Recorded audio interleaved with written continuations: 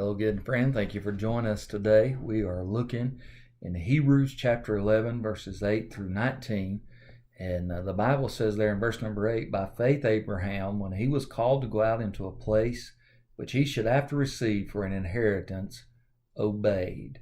And we are looking at the subject this week at I will obey, and how important it is as the people of God that we practice obedience. Now, thus far this week, we've seen the commencement of Abraham's obedience, the fact that he was called and he responded to the call of God upon his life. Yesterday, we saw the commitment of Abraham's obedience, and it requires a great commitment. Now, I want you to notice with me the challenge of Abraham's obedience, the challenge of his obedience.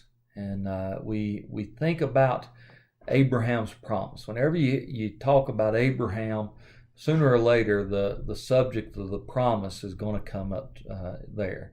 And in verse 11 we read this: through faith also Sarah herself received strength to conceive seed and was delivered of a child when she was past age, because she judged him faithful who had promised. And so we see the promise of Abraham. You know, Abraham obeyed God, simply believing this. He believed that God would keep his word and would do exactly what it was that the Lord had promised to do.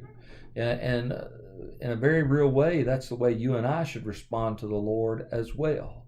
And the way we should believe as well. Look, I joyfully obey the Lord now because I trust the promises that He has made. Now, this is what I believe, dear friend. I think there's a day that I'm going to stand before Jesus and I'm going to give an account for my life. And I'm glad that I don't have to give an account for my salvation. For the Bible tells me that there is now no condemnation for me, dear friend, because I put my faith in Jesus Christ, and because of that I've received His justification today. But I am going to have to give an answer to things. But I know this. I know, dear friend, that heaven is mine, that I am saved for all of eternity. And that is the promise of God.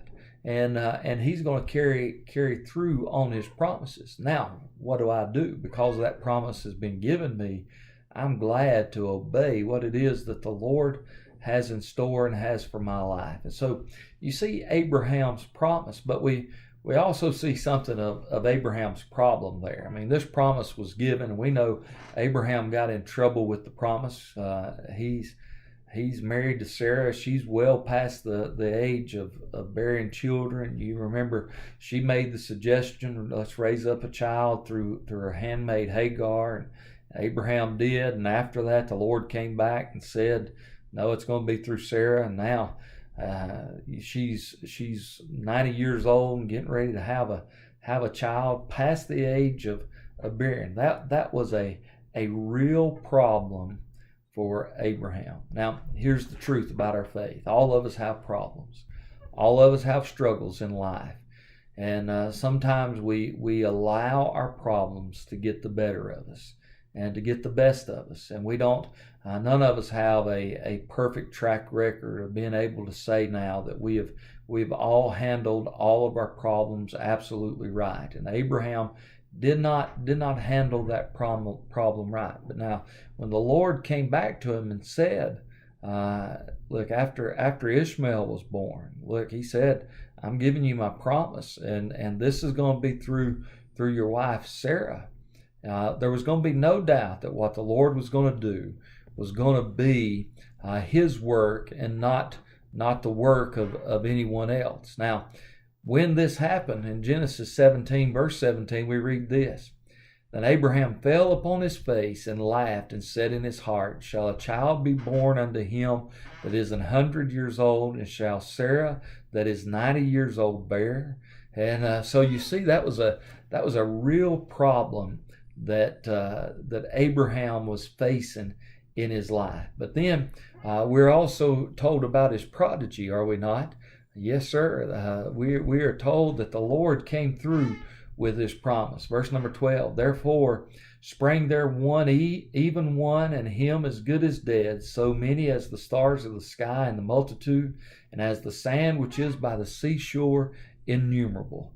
And in other words, God was faithful to his promise. And I can promise you this, dear friend, God's not going to let us down on his promise. He's going to keep his word to us.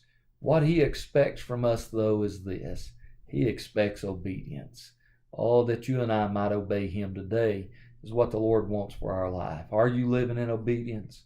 If not, why don't you get that straightened out today? Hope you'll think about these things. Till the next time, may God bless you as my